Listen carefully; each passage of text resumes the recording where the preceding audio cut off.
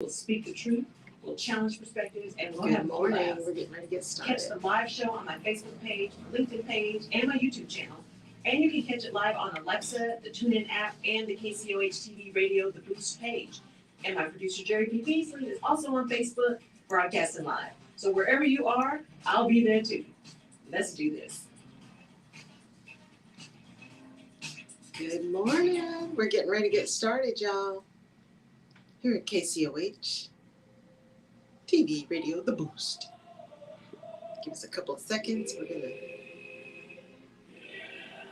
get all tuned up, tuned in, all that good stuff. Love it, rock it.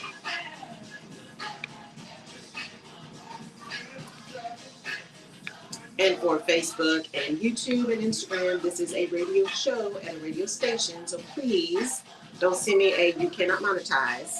It is a radio station. And I'm not trying to monetize this, but please don't block the feed. It is a radio show on a radio station. Thank you very much. This was your public service announcement. All righty. It is Tuesday morning, October the 11th. And that's going to be important. I'll talk to you about that at the end of the show. It's October the 11th, Tuesday. I am here with Jerry P. Beasley, producer extraordinaire here at the Rutledge Perspective Radio Show Live. I am your host, Laurel Rutledge, and I am excited to be here. It is October. We were talking about alignment all month this month, right? It's alignment, vision, and action. So first month, the quarter is alignment. Second month is vision. And third month is moving into action. And so I've got some things that are coming up that I'm going to talk to you guys about here at the end. And some voting stuff at the end, because, you know, we always talk about voting. And there's some key dates coming up. So we'll talk about that.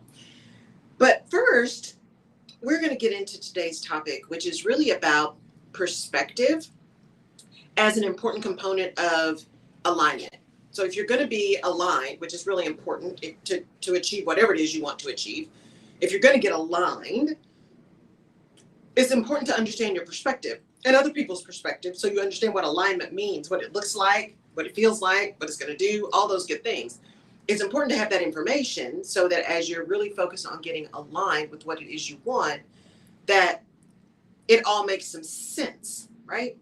So, as usual, I was listening to a bunch of stuff this weekend, and I am a word nerd. Y'all know that. Words matter to me. The words we use, how we use them, the fact that people make up words makes me crazy, all that stuff. Well, perspective, right? And how can you stand solid on your perspective if you never get anybody else's? I was listening to Hidden Brain this weekend, because of course I was, and he had a linguist on who was talking about the English language. And I just caught kind of the tail end, and I went back and listened to the rest of it, but I caught the tail end as I was getting ready to go in somewhere, and I was like, I need to listen to this. And so this linguist was talking about how we use words and what words we use and how languages evolve and all these kind of things. And I love languages, right? I started studying French when I was in first grade. And that's why I'm so adamant about getting French and Spanish back, because I finished my degree in Spain, right? So I'm adamant about getting those two languages back. I might add Portuguese in there some kind of way. And the things that people say make me nuts sometimes. Like the fact that incentivize is used, that's not a word, people, that's not a word, okay? You incent people to do something. Incentivize is not a word. That's the kind of stuff that makes me crazy. And so as I was listening to this podcast on languages, because the Shankar Vedantam, who's the host, has some words too that make him nuts. And what this guy was saying, he said, look, languages are living, breathing things. They're living, breathing things. Think about if they were not, we would still be speaking Old English. He said they are living, breathing things. They evolve as culture evolves. You know, dialects evolve. What's new and meaningful evolves. Now we've got texting and emojis and all this text language. And he said the thing about it that makes it so wonderful is that you can go back and see what happened, but he said over time is that it only became a problem, language evolving only became a problem when we started writing language down, when we started recording things in writing, because then it gets solid on a page and it's stuck. when it was all just oral, when you talk about oral histories and a lot of the slave texts, right, the oral histories that people have transcribed or have tried to get on tape, oral histories sound very different than the written word. And he said, you know, when we're giving oral histories and we're just talking, language is much freer. It is much more inclusive. It can be much more welcoming, and it's understood by the parties who are conversing. But when you start writing it down, that puts a stake in the ground and says, this is the language, this is the word, this is what the word means, this is how the word should be used. And at least as my brother and I were growing up, we went to a private school, and the big thing there was reading and language, right? Math wasn't so great, but reading and writing and language and learning and retention, those were huge. And we loved to read. Our parents started reading to us while we were infants. They had to prop us up on pillows. And so we loved to read, and we love words and love language, and are very intent upon what words mean. And you've heard me talk about that a lot, is be very clear. It's not unkind to be clear. Be very clear, set clear expectations, make sure people understand what you're saying. And how even in talking to some of my coaches very early on, we were saying the same words, but we meant something different. Strategy meant something different to me, right? Having a plan meant something different to me. We got you meant something different to me. Same words, but the meaning was different. And so as I was listening to this podcast and listening to this linguist who's like, look, words are amazing. Language is beautiful, but we can't get up in the appropriate use and the correct use of words. He said, because the reality is languages are living and breathing. Well, of course, my mind locked down when he said that. I'm like, what do you mean? We can't be cognizant of the way words are supposed to be used, that the real meaning of the word, right? That we use real words and not made up words. And in fact, there's a guy on TikTok who does some video every week. He's like, here's the word of the week. And they'll say things like, it's secretary, not secretary, right? He's hilarious. And he gets into those things that bother me too. Like, it's specific, not specific. It's library, not library. Those kind of things. And as I was listening to this guy, I had to really challenge my own perspective. Because one of the things he said was, don't get angry when people misuse words. Don't get angry and irritated. One, it doesn't do you any good, right? But two, that assumes that once something is used or written down, that it never changes. That the context never changes, that the meaning never changes, that the circumstances never change in which someone is operating and using language to communicate. So when you get angry about someone using something differently or quote unquote incorrectly, he said it doesn't do anything to move the language forward or to move communication forward. And again, perspective, right? I'm sitting here listening to him going, you're just giving people license to not speak appropriate English. That's what you're doing. You're just saying you can show up and use words any kind of way and it doesn't matter, right? Me and my self-righteousness, because I love words. And because again, perspective, I had to really pause and dig deep and say, why do you get so irritated at these words? I remember a young woman who worked for me, her name was Heidi, who worked for me when I was at Deloitte. And she knew I had this irritation. And all my friends who know me really well, they'll just say words and say things because they know it's going to drive me crazy. And they'll do it on purpose and start laughing. So we were talking about writing a report for a client and getting some things done. And we were talking about rewriting it and how we needed to change some of the wording and stuff. And she said, yeah, we need to re-verbiage that. I thought, my skin just started crawling. And I was like, re-verbiage? And she just looked at me and burst out laughing. She's like, I knew that was going to get you. And I said, that's not a word. She's like, I know, but I just made it up. And technically, it was correct. We were going to re-verbiage, right? So verbiage is wording. We were going to rewrite the words. We were going to reword something, right? So it wasn't that the word itself was incorrect. It was just, that's not how you use that. You don't make up words.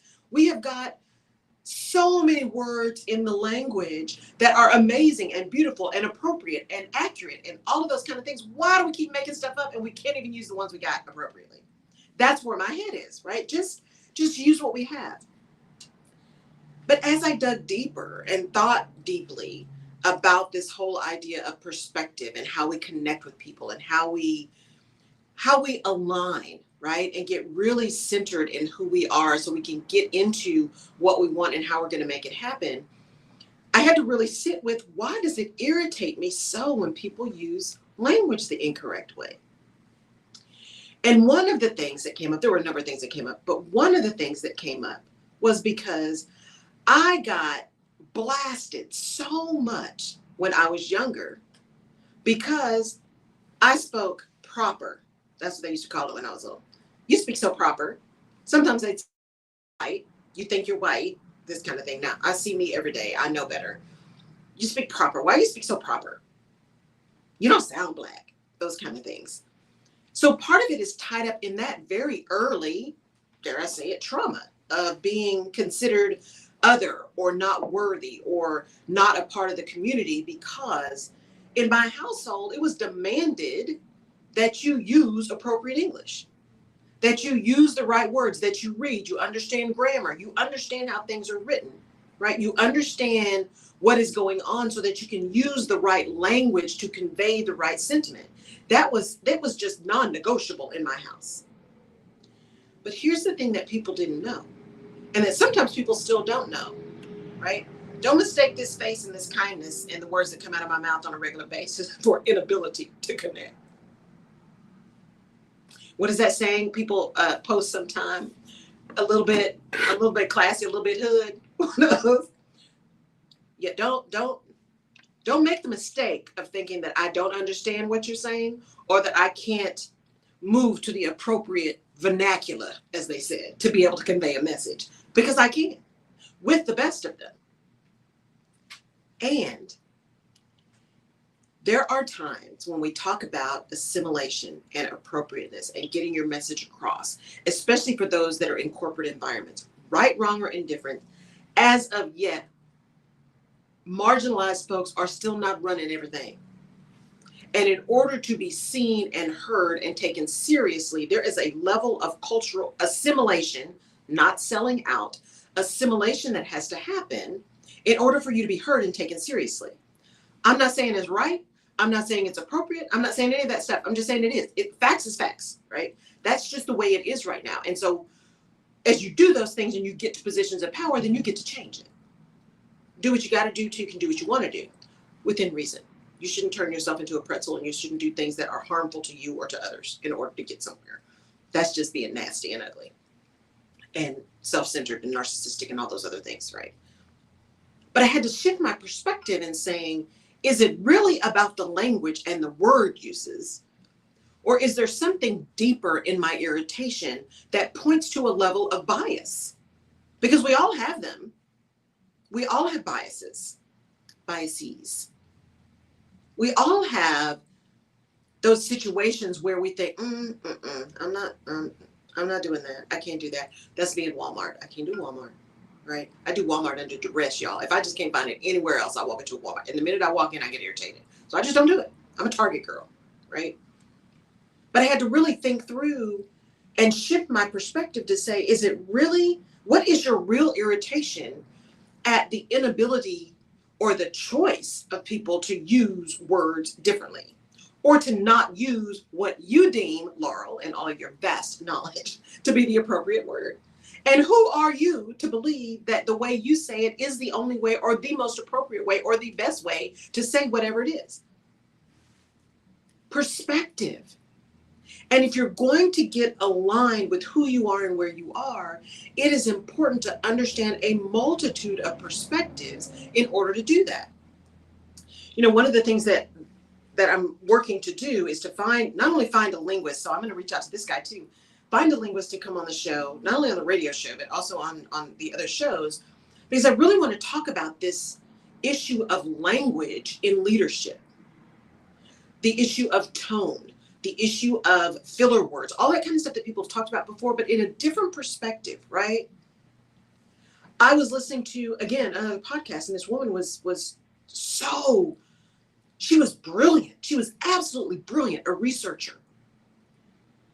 And as she spoke, and this linguist this weekend talked about this too, as she spoke, at the end of each sentence was a lilt, right? So I don't know about you guys, but when we were younger and we were learning language and you had to start reading out loud, they were very adamant about when a sentence finishes in a period, there's a different intonation, right? Like it's the sound is going down versus when it's in a question.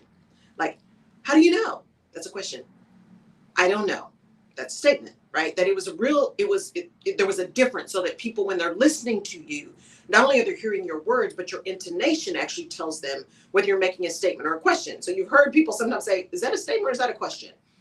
And so at the end of each sentence, she would make a statement, but it would be something like, I know that's right. I think this is really something we need to do, right? It was just this really weird that I see a lot, and I see it a lot in young women, where the end of sentences actually is ended as a question. And what my question is does that undermine someone's authority? Because for me, it did. I'm like, why are you talking like this is a question? Like you don't know what you're saying. Because clearly, if I don't listen to your tone, if I listen to the words that you're saying, it is absolutely clear that you are an expert in this field. And yet, if someone doesn't pay enough attention to your words and they're only listening to your tone because it's audio, right? This was an audio show. They're only listening to your tone. They're going to think that you're not confident. They're going to think that maybe you don't know what you're saying, that there is a question about whether or not you really know what you're doing. And that's not the case. So my question to linguists is, I wonder if there's been any studies done. Maybe I shouldn't be saying this on the air because I don't take my idea. But I wonder if there's any studies that have been done on intonation and its impact on communication as a leader, especially for women. Because the other thing that he talked about, and he said, we only see this with women. He said, and things like this tend to start with women. And he said, sometimes the way they, in sentences, so for example, they may say something like, babe, yes, ending in that at the end of a sentence.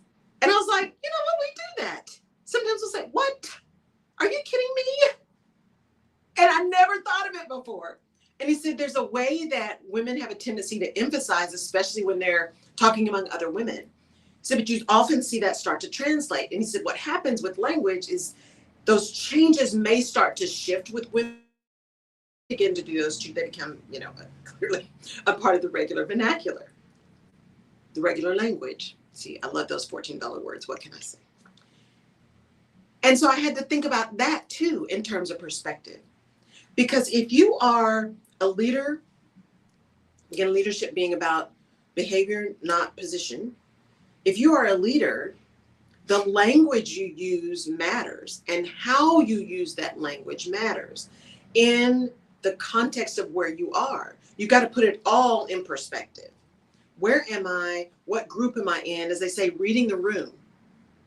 What kind of words can I use in this room? My language may be very different if I'm talking to an employee resource group that is all Black employees or employees of color or all women than I am with a broader group of people. It just may be different. It would be different if I'm talking to all CEOs and executives, right? The level of language changes.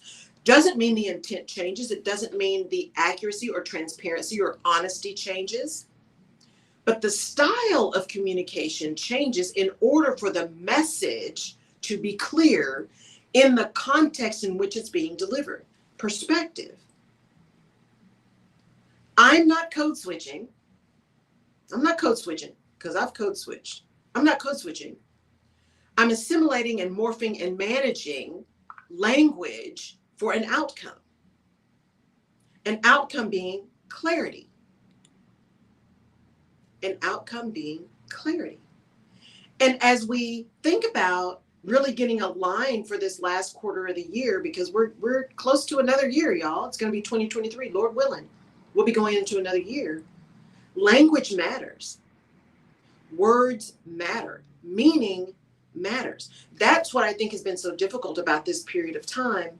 And as we go into these elections, and I am admittedly quite nervous about these elections, is because words still matter, and yet we're hearing so much rhetoric about that's not what they meant, that's not what they said, that wasn't what was conveyed. We're hearing lots of intentional misleading or rewriting of history and rewriting of facts, intentional. And because at some level we've all gotten intellectually lazy as a result of just way too much information and stress overload, right? It's just gotten easier to just not think and just go find somebody and say, just tell me what you need, right? It's just gotten easier to do that. But the challenge of that is it is putting even more pressure on not only language, but on our interpretation of language, on the meaning of words, on the meaning of the statements we make, the contracts we write. Remember, people will listen to what you say, they will believe what you do. And when there's a disconnect between those two, and there's incongruence, that action speaks so much louder. That old adage is true. Action speaks so much louder than words. Because I can say that I love you all day long, but if I never pick up your phone call, if I never respond when you need something, if I'm nasty every time you call, if I feel like you're wasting my time and act like you're wasting my time, your actions tell me that your words are not true. And the same is with the language that we use with ourselves. As you're trying to decide as you go into this last part of the year, not only the stress of holidays coming up, man, already seeing Christmas commercials, I just cannot. The Costco folks have had Christmas up since June. I told my trainer, I'm like, these are your people, right? These are your people because the Christmas trees are up. It's that whole idea of we've got to know and be very clear, not only what we're saying to other people, but we've got to be just as mindful about the words we say to ourselves, the statements we make to ourselves, the thoughts we have about ourselves. Because your words have power. Your words have power. You speak into existence that which is. That's why they say so much about the first thing in the morning should be full of affirmations, full of positive thoughts for you, for your life, for your day, for the people you love. Do that first thing in the morning. Fill your head with positivity, your brain, your mind, your soul, your spirit with positivity in the morning. Make your perspective one of possibility first thing in the morning. Because there's enough negativity that's going to come out. And so if our systems start out with negativity, it's just downhill the rest of the day. But if you can start out with that whole idea of speaking things into existence. I talked about that last week, that whole great I am, right? I am, and follow that with things that are positive and real and maybe future. You may not be it in this minute, but you can see it and you can claim it. And if you can see it, you can be it. So you may as well claim it. I was having a conversation with someone yesterday and I said, I am, just like my friend Kyra, I'm like, I am claiming everything that is meant for me. Every opportunity, every dollar, right? Every piece of abundance, every connection, I'm claiming it all. Unapologetically, I'm claiming it all. Now, do I have my moments? I do. I have my moments where I'm like, I don't know. Should you really be saying that? Should you really be asking for that? Do you, all the shits. And then I top that with all the supposed to. Well, you're supposed to be doing this. You're supposed to show up like this. You're supposed, it's just heavy. And then I spend time shifting my perspective to what is my purpose? How do I live into that purpose? And how can I gather a multitude of perspectives around me to challenge and solidify my own? When you're looking to do something different, when you're looking to lead people, how are you gathering? They call it feedback in organizations. It's perspective. That's all that is. You're getting other people's perspective on how you've been performing. That's what feedback is. What worked? What didn't work? What did you hear? Here's what I said. Here's what I meant. But is that what you heard? Is that what you understood? That's what feedback is. It's gathering up perspectives in order to manage, adjust, support, change up your own. Or gathering all those perspectives in order to really ensure that your communication is clear. Your perspective may not change, your intent may not change, your desire, your outcomes, your expectations, none of that may change. But by gathering a multitude of perspectives, your ability to communicate all of those things can be shifted so that it is clearer, because it is not unkind to be clear. It's not unkind to be clear. And clarity requires that there be, at some level, a common language, a common understanding. And so it gets back full circle to this: why do you get angry when somebody changes words? When they don't just use the words that exist. Our language is beautiful. It's complicated, but it's beautiful. And there's so many words that we don't use at all. And even the words we do use, we use wrong most of the time. And yet we have a tendency to beat up other people who know a multitude of languages because they don't use English perfectly. Now that's something that sends me into orbit. Don't beat up somebody because they have an accent or because they don't use the word perfectly when you yourself don't know how to use our language that you grew up speaking and don't speak anything else. You don't know how to use it right. Stop that. Because the only person that looks like an idiot is you in that situation. So don't do that anymore. You just heard that on the Rutledge perspective. Don't do that anymore, right? Step back, recognize that someone, if they even have the courage to speak a language that is not their first language, give them some grace. And how about you go try to learn something different? Think about what it's like when you're new to something, when you're learning something. Shift your perspective away from accusatory and impatient, because that's really where that stems from. Well, some of it stems from really deep-seated bias, but some of it's just impatience. We're moving so fast. I don't have time to listen for you to figure out which word you're trying to say. Just tell me what you want, right? That's impatience and intolerance.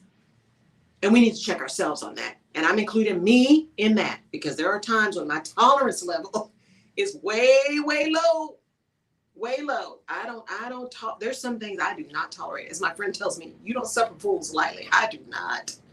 And it is evident because I don't have a poker face, y'all. Y'all know that by now. I don't have a poker face. So I have to work hard to ensure that the words coming out of my mouth and the tone that I'm using don't reflect what's on my face. Good morning, Reverend Wright. I didn't realize I didn't have my chat up.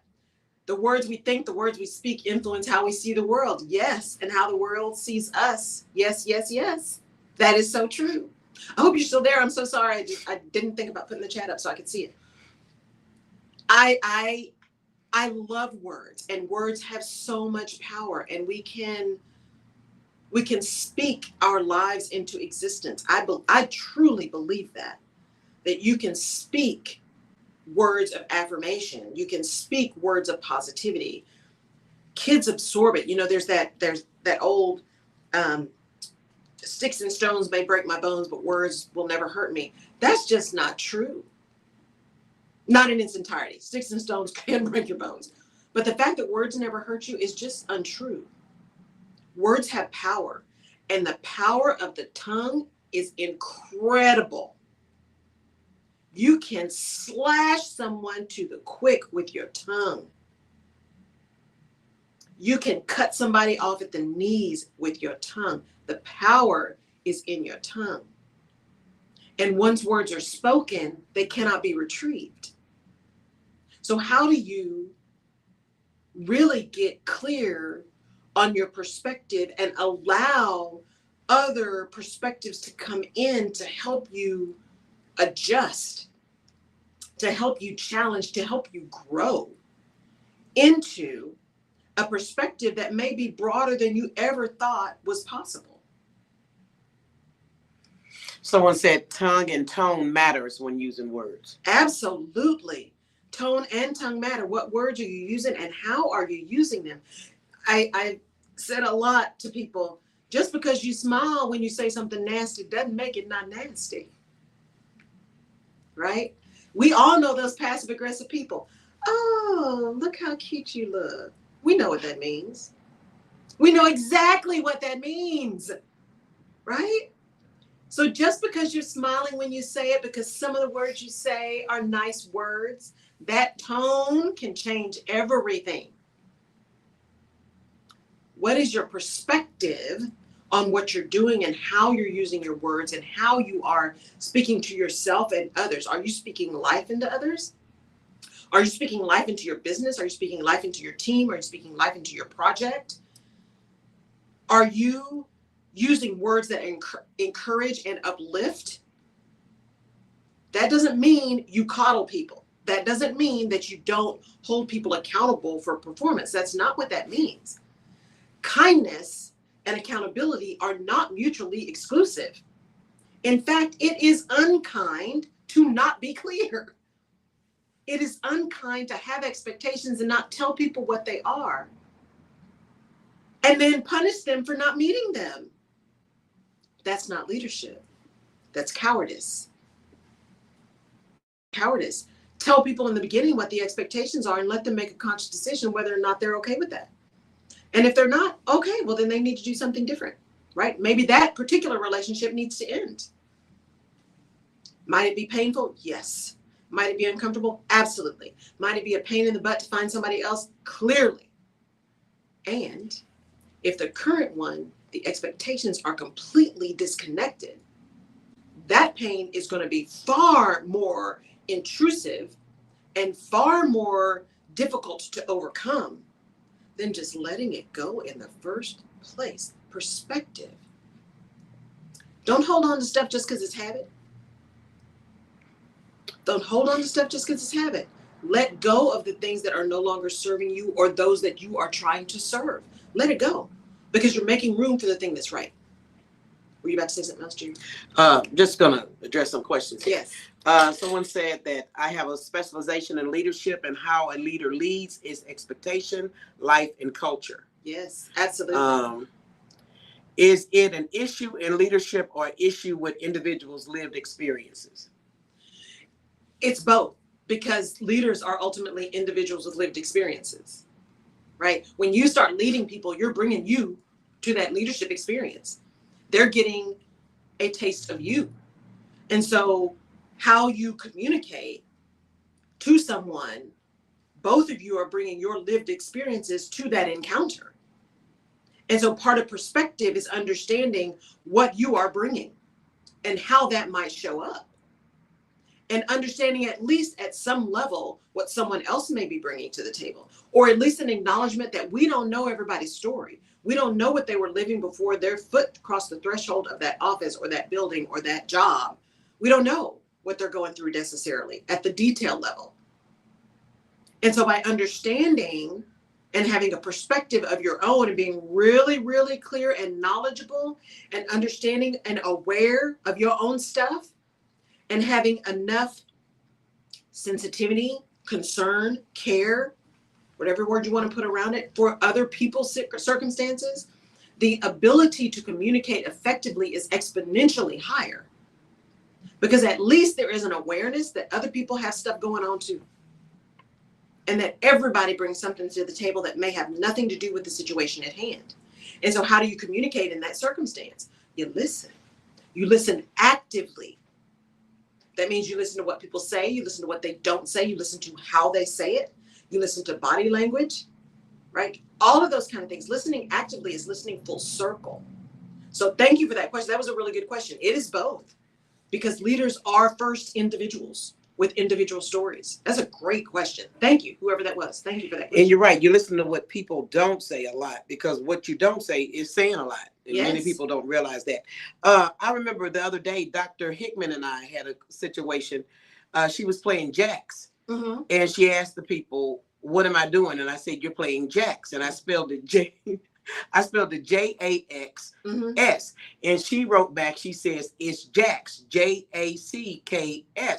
And I said, "No, sweetie, for the game." And I said, "Sweetie," be sarcastic. Right. I know exactly what I was doing. Right. I said, "No, sweetie, it is Jax, S for the game and JACK the other way. So she says, no, you're not right. I said, oh, I'm always right. And this is how it goes. So I left it there. And I was bull corny, you know, I was bluffing. Right. But I Googled it and it was JAX for the game. For the game. And I said, I knew it was JAX for the game because my mother bought me.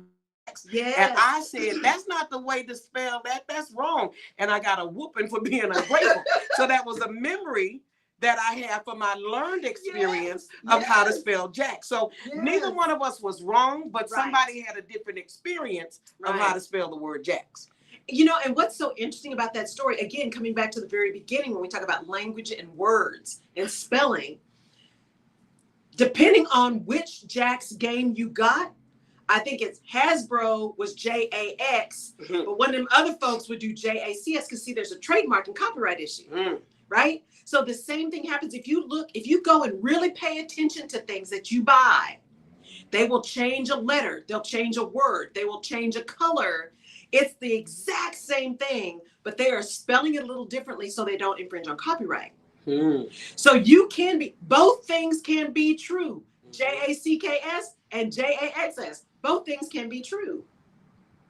I can be irritated and wrong at the same time. Right? I can also be right and silent at the same time. Because depending on who you're talking to, sometimes silence is your best answer. Silence is your best answer. And sometimes when you don't know, what is that saying? Better to be thought a fool than open your mouth and remove all doubt. I'm just saying. Now, I'm the first person to say, you know, I have no idea. I don't have any problem saying, I don't know. I don't know the answer to that. No idea, but I'm going to go find out. I don't have a problem doing that. But there are many, many people, especially in leadership, who they would rather cut off their big toe than say they were wrong or didn't know something or didn't understand. It is like their whole world ends if they are not an expert in everything. But here's the problem with that. When you pretend to be the expert in everything, one, you will be found out. And when you are found out, you have immediately eroded trust because now people can't trust anything else you say because you were so adamant that you knew everything and you led people in the wrong direction and they may have suffered as a result of that. They're going to remember that. So they may still ask you, but they're going to probably do the exact opposite of what you say, or they're going to ask you because they're supposed to, and then they'll go ask multitude of other people too, just to confirm. Because trust is gone. Perspective. Language matters. Words matter. It is important that we recognize what irritates us and what our irritants are, and how that shows up and how we connect with people, and how we then get aligned with who we are and where we are so that our perspective can be modified when and where necessary in order to be effective in the environment in which we decide to show up. This is good. Miss Ringy says, a smile when using words in a nasty way doesn't make me deaf. Say it, right? Because see, I see you. I see you. When you're saying something nasty and smiling, it just looks evil. Right? And mean and nasty. I have told people, more people than not recently, I see you. I see you. I hear exactly what you're saying. And I see you. And sometimes that's all you have to say. Like, I see you. I completely understand. And then I keep moving. So what are you saying when you see them? There's sometimes when you're saying, I see you, right? And you mean, you are not invisible here. You are valuable here. You are valued here. Your opinion matters. The fact that you exist matters. So telling someone, especially someone who feels unseen, that they are seen can be one of the most valuable things you can say to them in that moment. I see you. When you're in a situation where someone is just being nasty and ugly and trying to get over, saying, I see you, can very definitely be, no, I see what you're doing. I understand. As the watcher just said, it doesn't make me deaf. Right. I see what you're saying. I'm many things, but stupid is not one of them. I see exactly what you're doing. I heard what you said. I heard the words you said, but I also watched your actions. So I see you. I see you. Okay. And I'll remember. You have now informed my perspective. You have given me information that I will now use going forward to modify, inform, change, shift my actions with respect to you in this situation going forward. I see what you did, but I also see what you really meant. And I see your intent, right? Because one can have bad intentions and say really pretty flowery words.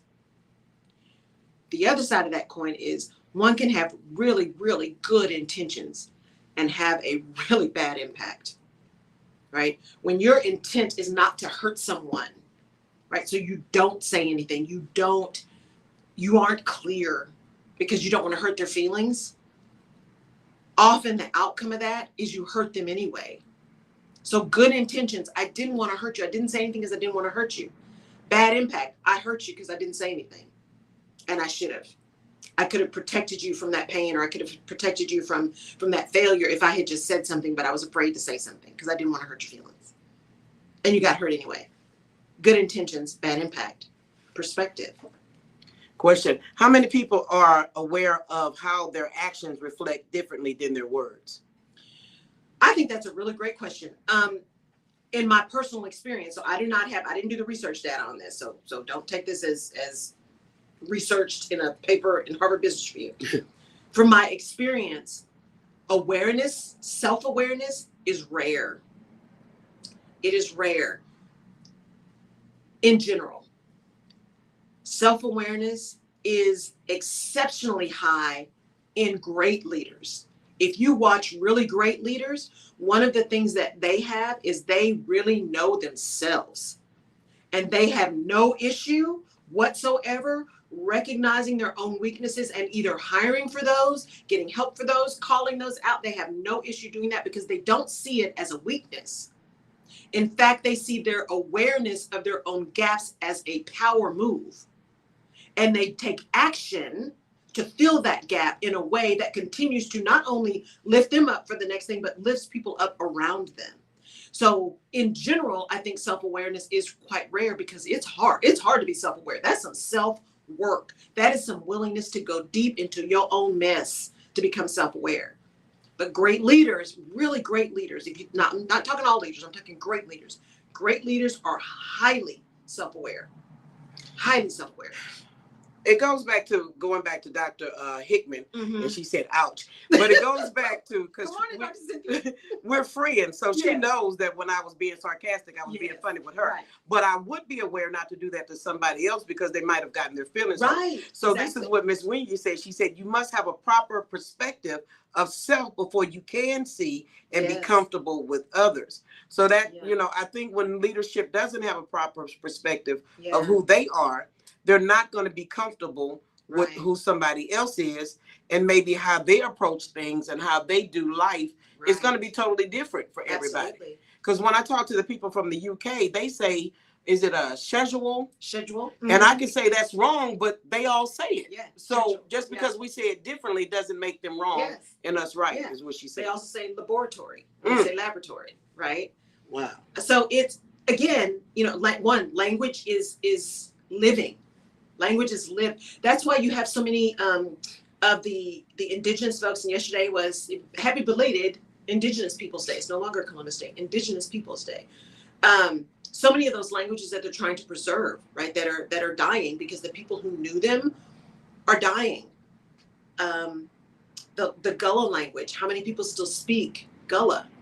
Because people are dying. And here's what, again, perspective, right? I don't know that I've said this on the show before. Again, good intentions, bad impact.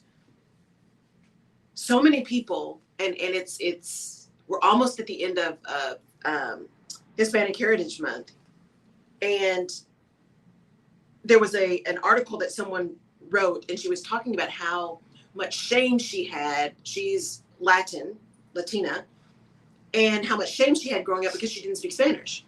Her parents didn't allow her to speak Spanish in the home. They didn't speak Spanish to her in the home. Because their perspective was, but if you have an accent and you speak Spanish, it's going to hurt you in going to school and getting a job and all that, right? That was their perspective. So their intent was to protect their child. The impact, right, from a cultural perspective is, as she says in her words, right, she didn't really fit anywhere.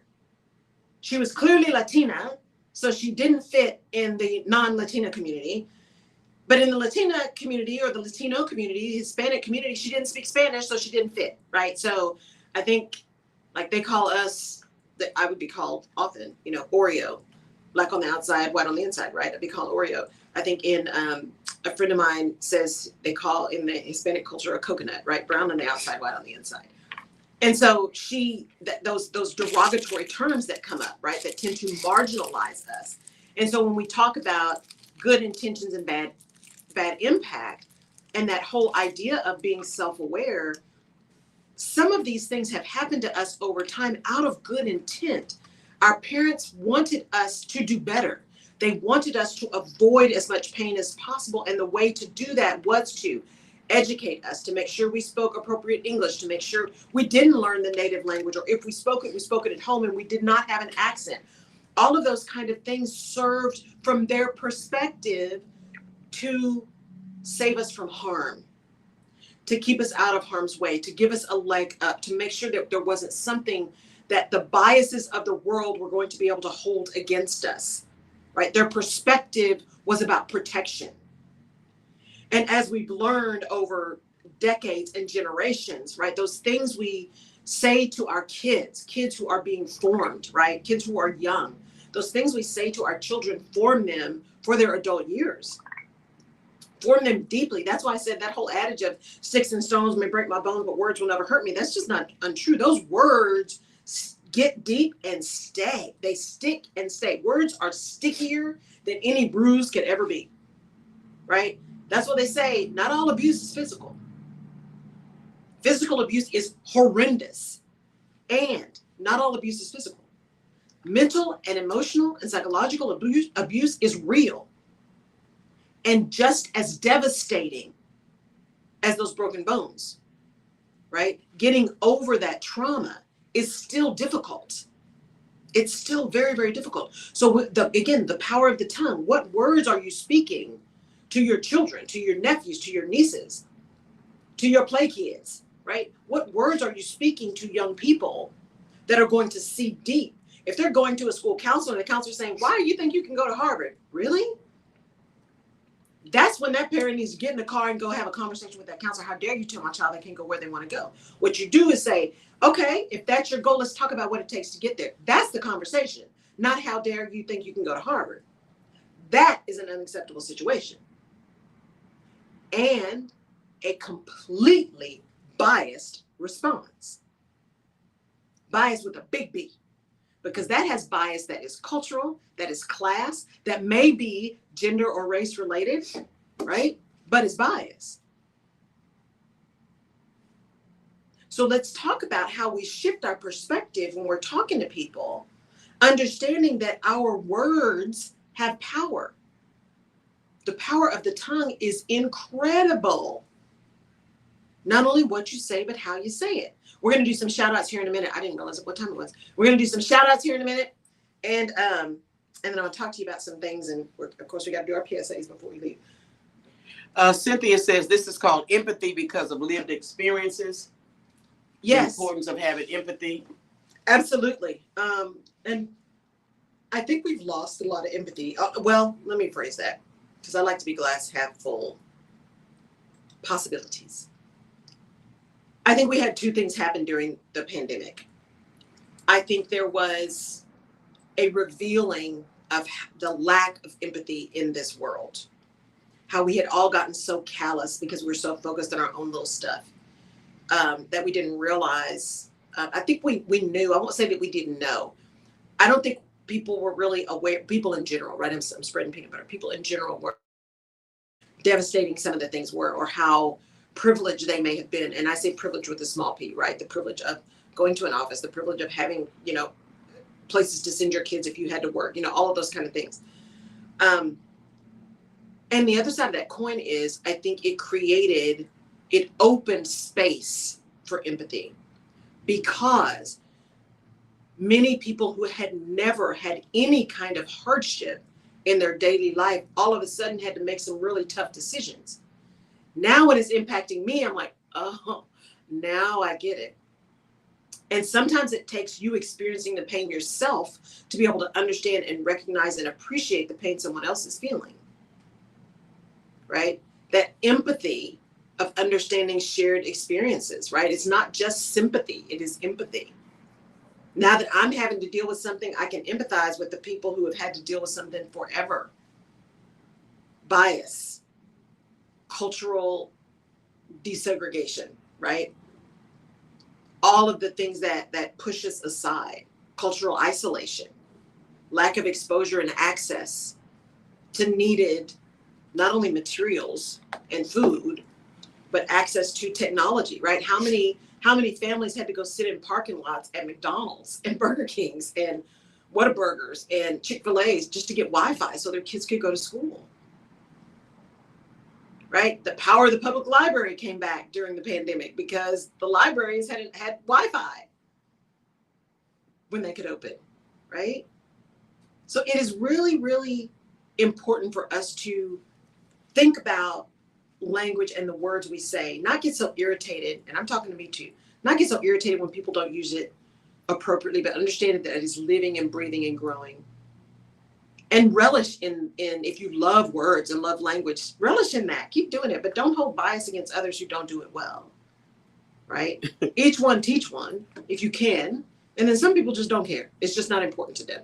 And you can't be mad at them for that. You might be irritated, but you can't be mad at them for that. God is funny because those are the people that he'll end up promoting, because if you're sitting up here irritated because they didn't say this word right or whatever, and they're like, I got the bag, so it doesn't really matter if you like the way I said. That's when we're talking about that on today. In that she said question. What's the question? She said question. We'll figure out what the question is. Okay. Panama is in the building. Venezuela is in the building. Mexico is in the building. France is in the building. Brazil is in the building. Romania is in the building. Germany is in the building. Finland is in the building. The UK, good morning to you. Morning. Guatemala City is in the building. Panama City, Bucharest is in the building. Helsinki is in the building. London is in the building in good droves. New York is in the building. Charlotte is in the building. St. Louis is here. Beaumont, Port Arthur, Chicago, Dallas, Fort Worth, Pittsburgh, Atlanta, Kansas City, and Houston, and Missouri City, and Acres Home is in the building. I love it. And Cincinnati is in the building. I know Mason is somewhere in the building. Odessa is somewhere in the building. So y'all, thank you. As always, thank y'all for showing up. I love Tuesday mornings, spending it with all of you. And I would love to know, one, if you write your question, I'll answer that question. But I would love to know how, this whole idea of language and shifting perspective to be really self-aware so you can get aligned to move into what you do, how you're doing that this month. How are you getting aligned so you can end this year on a high note and move into 2023 ready to kill it, man. You still got time to kill it the rest of this year and move into 2023 ready to make some stuff happen. All right. I'd love to know that. Just send me a comment on the video or send me something on social media. Just let me know. I'd love to know that. Question: when is the best time for correction? In the moment. Always the best time for correction is in the moment. With this caveat, if you are so angry in the moment that your correction can't be heard, take a pause, walk away, say, you know what, give me a minute, give me a second, go get yourself together and then come back and address it. But always in the moment. It's just like when you're training a new puppy. They say, don't come back. You've been gone 6 hours. You come back, the puppy pooped on the floor. Don't rub the puppy's nose in the poop. They don't connect their actions to that 6 hours later. That doesn't make any sense. You're not correcting the action. That we talked very early on in this year, I think, it may have been last year, I don't know, this whole idea of cancellation, right? The cancellation culture, cancel culture. Now, of course, this is another thing that's been appropriated by certain political parties because they just don't want to be held accountable. But the whole thing about cancellation, when it's egregious, you need to cancel people. They need to be losing jobs and all that kind of stuff when it's egregious.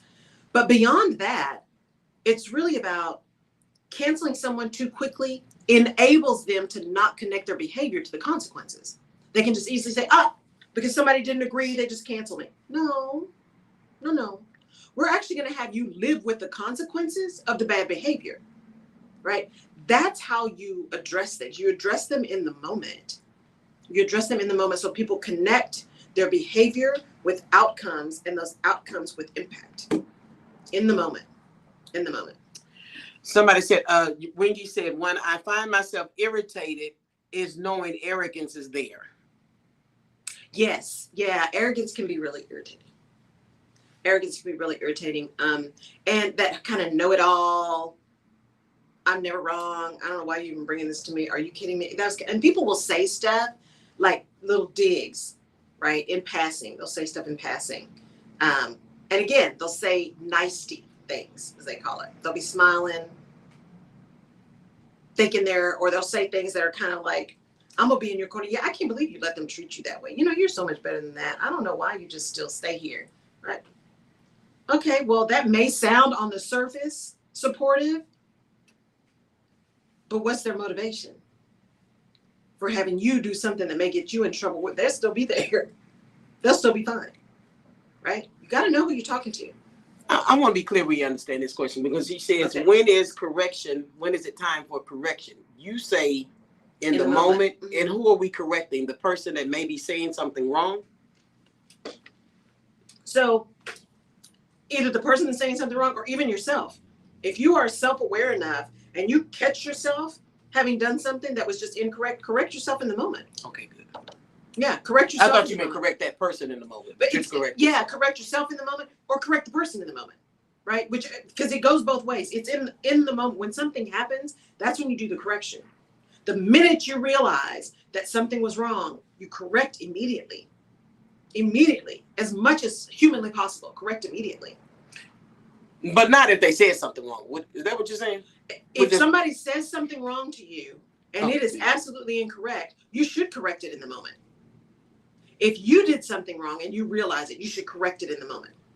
Whatever is wrong, correct in the moment. You want to connect the behavior to the outcomes. So correcting it in the moment allows learning. The word that has always irritated me was liked it. And I had somebody work for me and they always said, and I liked it that. And I wanted to say, stop saying that. Right. It's not right. And one day I just didn't do it. I didn't say anything. And we got to know each other better and they knew I was fun. And then one day I said, can I ask you a question? And they said, what? Because they got to know my heart. I said, why do you feel it easier to put that ED on like? And she said, what you mean? I said, it ain't like it. It's like.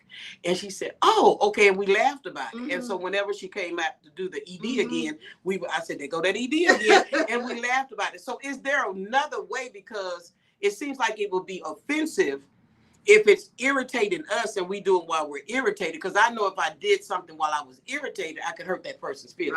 Right. Yeah, and that's what I said a minute ago is, if you're really like frustrated and you can't correct reasonably and where you can be heard, you do need to walk away till the next minute, right?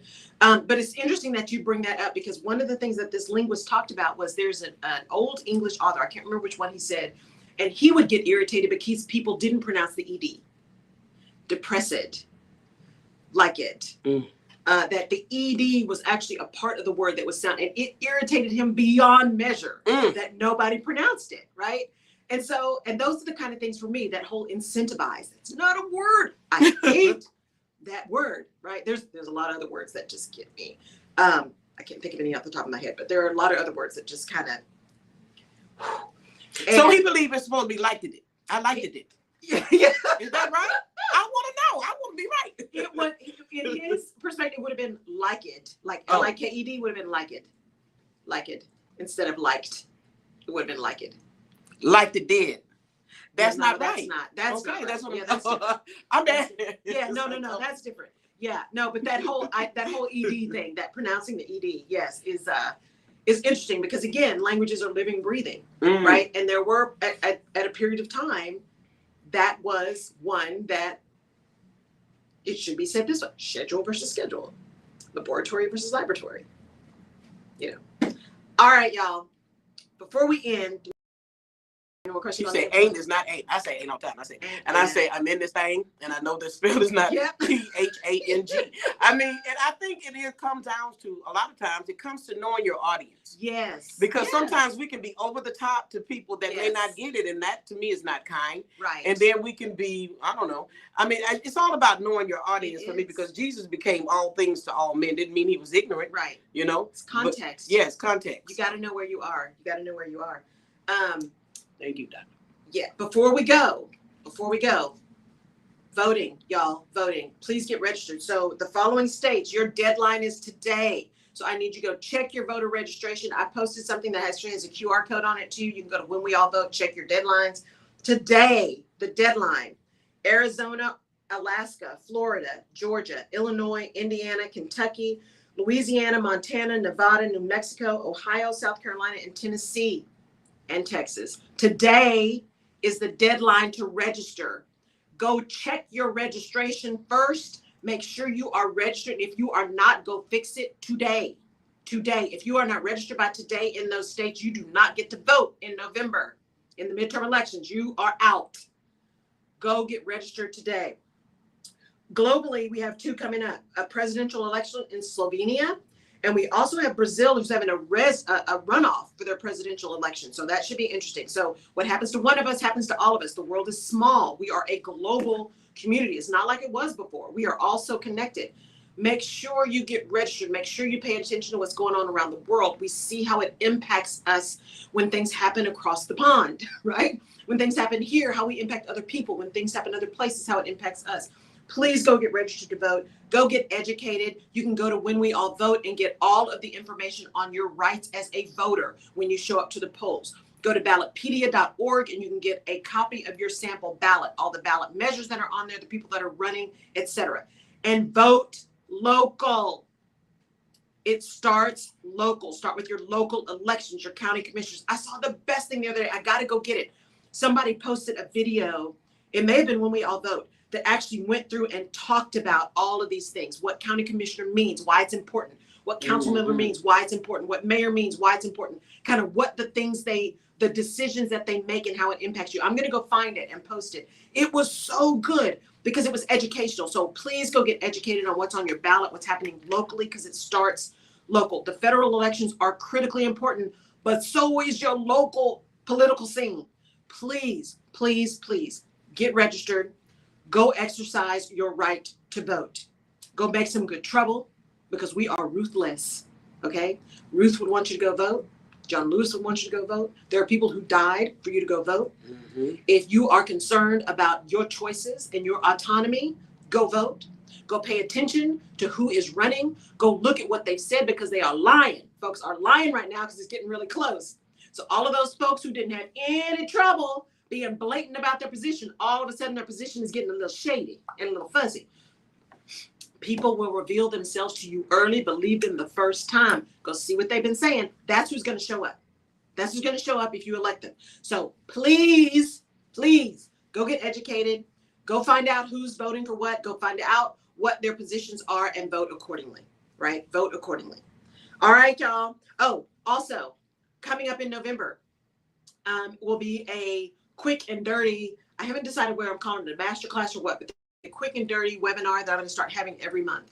It's going to be the Alignment Vision Action webinar to move into a 3-month coaching. And if there's enough people who are interested, because I've done a lot with small business owners, I might do 2 separate groups. So the group for folks who are just trying to figure out business life, that kind of thing, and then do one specifically for small business owners that are really trying to maybe take it to the next level, right? They're trying to figure out what to do next. They're now embarking upon a new thing. They may be trying to get out of their business. But that's just a little bit different bit if you're a business owner than if you're just looking kind of career, leadership, life, general business, that kind of thing. So stay tuned. I will be talking about those things. Thank you guys so much for tuning in, for being a part of the Rutledge Perspective Radio Show and all things Laurel Rutledge. I do not take your time or your effort or your input for granted. I am truly appreciative, grateful, thankful, blessed to be here and to be given this platform. Have a fantastic rest of your week. I will be here next week. All goes well. Laura says the same. I will be showing up. I hope you do too. Talk to you later. See you next week. Bye.